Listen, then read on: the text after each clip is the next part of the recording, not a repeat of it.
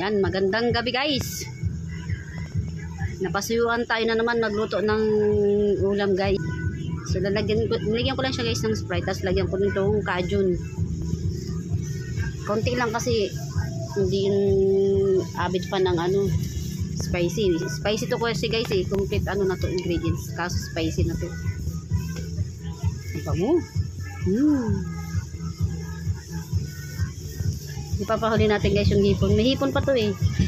Yung hipon hindi na rin fresh eh. So ito guys, nung binili ko sa palengke kanina, mukhang fresh. Pero nung pag-uwi ko ng bahay, kahit nilagay ko siya sa ref, pinalagay ko muna sa ref ng kapatid ko. Naku, pagdating dito hindi na fresh. So yan guys, hipon. Pinahuli natin guys yung hipon kasi madaling maluto ang hipon. Niluto ko muna guys yung pusit bago ko nilagay itong hipon.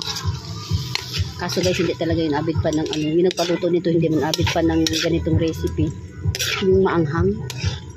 Kaya binawasan natin yung Cajun powder. So Sprite lang guys ang nilagay ko dito, tsaka Cajun, kasi ang hirap sa mga kung ano-anong ingredients dito.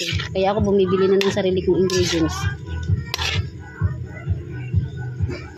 So yan guys, nag-aruin lang natin hanggang sa maluto yung hipon. Okay na to, kasi luto na yung pusit.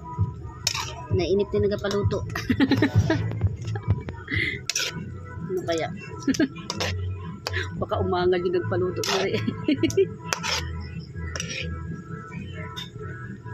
Magay yun eh. Ba't gayaan maanghang? Tikman natin guys kung pwede rin lasa niya.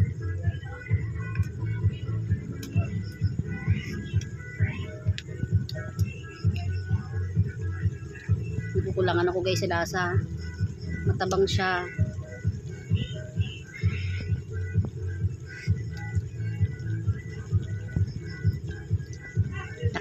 Tak na natin yung lahat ng Cajun. Yan guys, hindi ko siya lalagyan ng ano, nagbago isip ko, hindi ko na siya lalagyan ng Cajun pa kasi spicy na yung sabaw niya guys. Ay, ayaw talaga nung paluto ng spicy.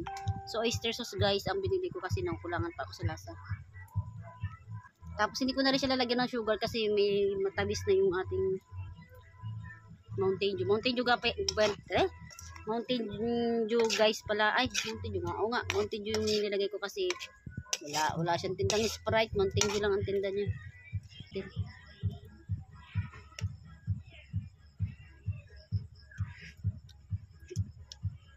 Ayun.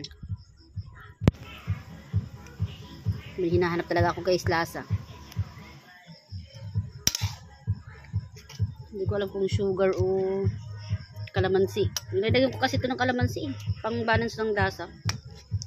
Kaso walang kalamansi.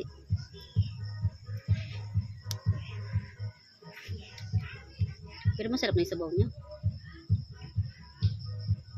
Masarap na siya.